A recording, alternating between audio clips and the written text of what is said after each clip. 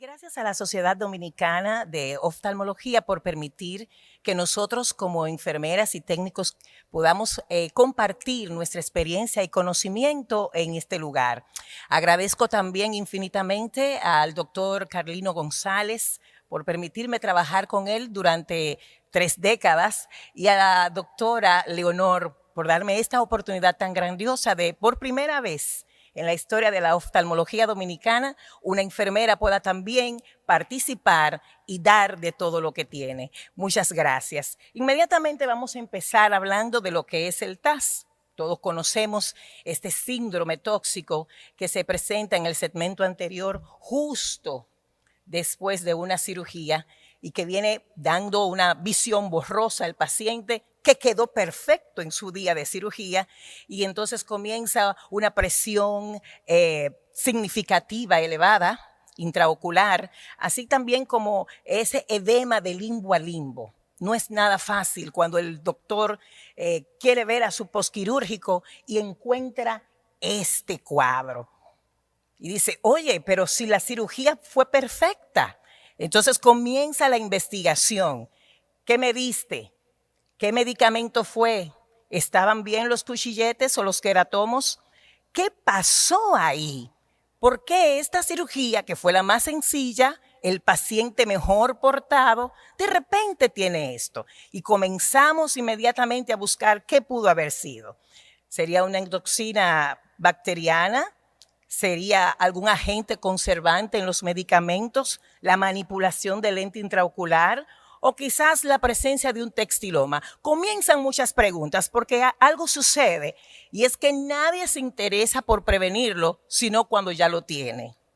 Entonces, fíjense que gran parte de lo que pudo haber causado el TAS recae en la responsabilidad del equipo quirúrgico.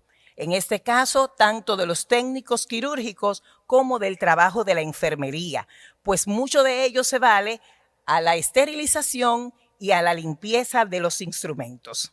Esta bandejita me encanta. Esta bandeja tiene conmigo 30 años. Entonces, por eso quise ponerla ahí. El manejo del instrumental es exclusivo de la enfermera.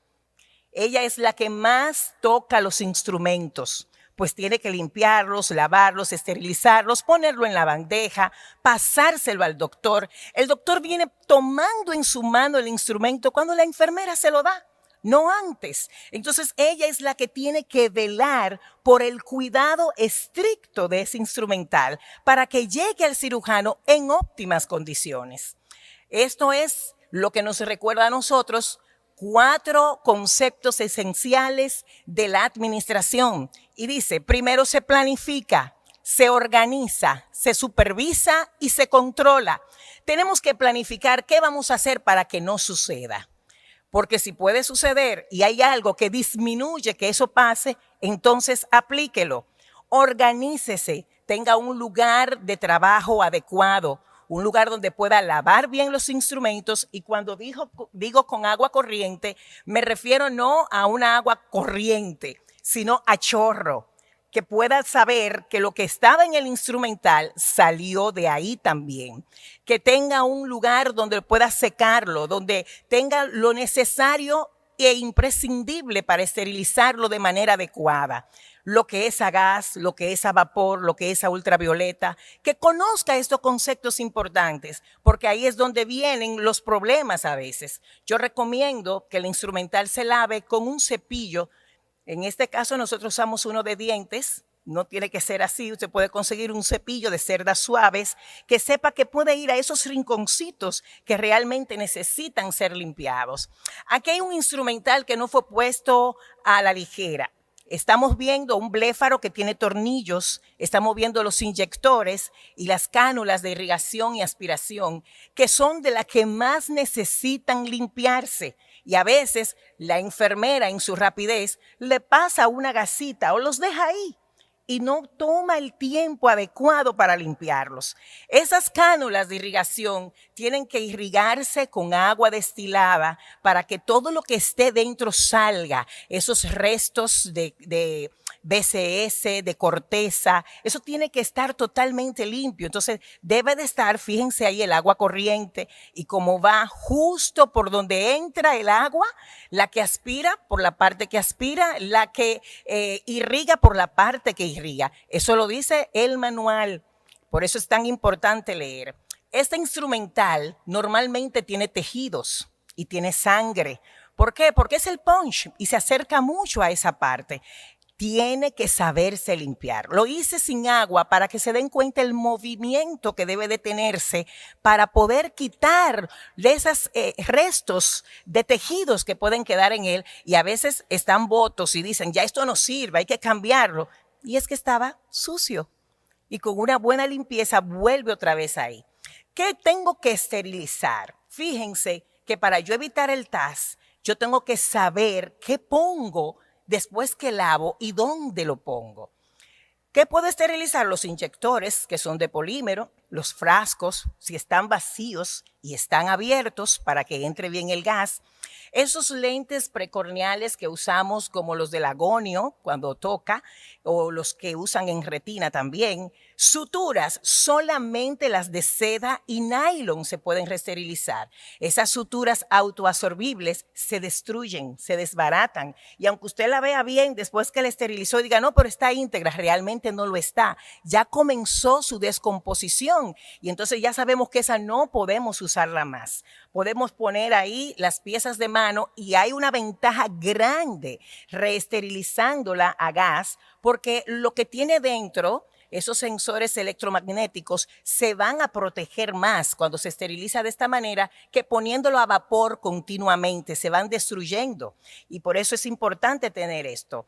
No reesterilicemos esos cachitos que nos quedan de viscoelástico. Ah, pero que el doctor solamente usó un poquito y quedó todo, entonces vamos a hacerlo. No, ese viscoelástico pierde su esencia, se desnaturaliza. Entonces usted va a tener ahí algo que va a causarle una alteración, que va a causar un TAS. Entonces no lo haga. Esa botella de BCS que quedó casi completa, entonces no, el agua no se reesteriliza a gas. Y a eso hay que tener cuidado. Esos imanes de piedras, de tierras raras y esas cosas se destruyen cuando le da el óxido de etileno. Entonces tenemos que tener cuidado con todo esto. El cachito de Miostat que me quedó, no lo ponga, no lo vuelva a usar, no le va a funcionar. ¿Qué pasa? Que cuando la enfermera puso la mesa quirúrgica, se da cuenta de algo. Ajá, ya le di a donde no va. Se da cuenta de que hay testilomas, esos pedacitos de gasa que de una manera sorprendente entraron en el campo quirúrgico cuando puso el bléfaro. Pero ¿qué pasa? Ella pensó que había puesto muy linda su mesa, pero aparece que ese papel tenía un desprendimiento de algo justo en la pinza de colocar el lente intraocular. Se imantan porque llega al instrumental y cuando monta el lente, sorpresa, dice el doctor, ¿y qué es este fleco que veo aquí? ¿Qué pasó? A veces se puede ver y se puede sacar, pero otras veces queda desapercibido y entonces el doctor lo ve el día siguiente. Hay medicamentos que causan un efecto muy fuerte. En una brigada médica que estuvimos en México, nos dimos cuenta que los pacientes llegaban con un montón de secreciones en el ojo. Y el médico me dijo, pero si lo vi ahorita y estaba bien, ¿qué pasó? ¿Por qué llegó así? La enfermera que estaba en el prequirúrgico comenzó a lavarlo con la yodopovidona, pero estaba muy alta la concentración. Causó esto, ese exceso de secreción, el ojo cuidándose, protegiéndose, que parecía una conjuntivitis, parecía infecciosa. Entonces nos dimos cuenta que la concentración de la yodopovidona tiene que ser al 5%, o sea, la mitad de lo que normalmente usamos, y que si va para el ojo al 0.5.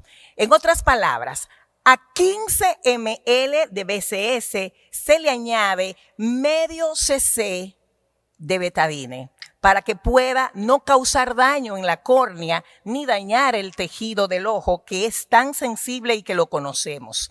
La gente le gusta mucho poner mucho medicamento, mucho antibiótico para que ese ojo se cuide. Mira, porque yo no sé de dónde él viene ni se va a poner las gotas. Pásame. El exceso de medicamentos puede dañar no solamente el tejido, sino la condición del paciente en su recuperación. Por eso medicamentos como la triamcinolona, sépalo tratar. La mitomicina no es un suerito, es un agente que mata células. Entonces usted tiene que saber cómo lo va a usar cuando está haciendo una Facotravec. No puede ser que después que abrió, que hizo toda una faco, que bregó ahí, entonces deje la mitomicina 10 minutos, 5 minutos en esclera. Eso le va a dar un daño también. Entonces tenemos que evitar estas cosas. El doctor me dijo que cierre esa pupila como sea. Entonces, inyecta Biostat, y el ojo, ¿qué pasa? Va a tener una reacción tardía, el paciente va a tener mucho dolor de cabeza y posterior a quizás no se sienta bien y ahí tenemos un problemita con el paciente de una inflamación.